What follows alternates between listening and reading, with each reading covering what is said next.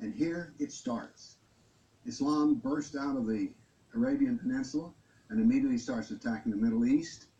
And notice that it doesn't take long until they're crossing the Mediterranean and attacking southern France and Spain. Notice something here. Most people think of Islam, they think of Arabs, they think of desert, and yet here we see that Islam is projecting power throughout the Mediterranean. Notice how the little islands of the Mediterranean are getting hammered. The navy of Islam would attack coastal towns, kill, rob, rape, and then take slaves. So this whole battle map, as it unfolds, you're seeing slaves being taken. Over 1 million slaves were taken out of Europe into the Islamic world. That's something you don't think about much, but it's absolutely true. There were over 200 battles fought in Spain alone.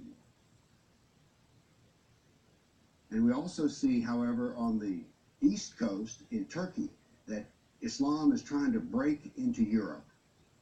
Now, what's going to happen is, in Spain, this ongoing fight that lasted for 400 years, is the Christians are going to push back the Muslims. But now then, what has happened over in the east is that Constantinople has fallen, and now then Eastern Europe is getting hammered. The jihad now comes to Eastern Europe. It's pushed out now of Spain. Northern Africa is now completely Islamic. The Middle East is completely Islamic. This is all jihad, relentless jihad. And why is it so relentless? Well, Muhammad was relentless in his jihad. And these people are good students of Islam, and so it's against the kafir, on and on. It was traditional that when the Sultan came to power, the brand new Sultan, he would immediately try to launch new wars, because he was going to be noted in his Islamic history as to how well he fought against the kafir. So that's what the jihad looked like over that time period, 548 battles. But remember, when you bring up jihad, people want to bring up the Crusades. So I also prepared a dynamic battle map of all the offensive raids of the Crusaders. Let's watch it and make a comparison. And so it begins. The Crusades enter into Turkey and the Middle East. Battles go on, but aren't there far fewer than you thought there might be?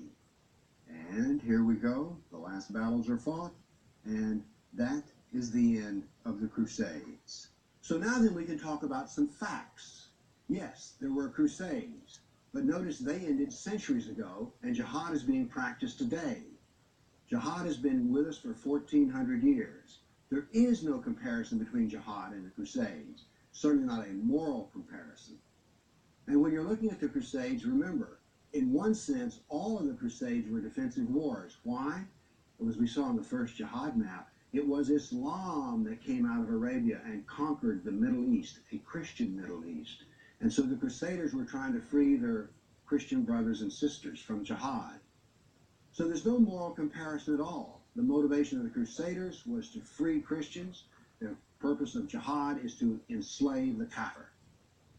So the next time you hear somebody talk about, oh, those dreadful Crusades, you've seen some facts about the matter. Why don't you pipe up and tell them you know, you don't really know the matter.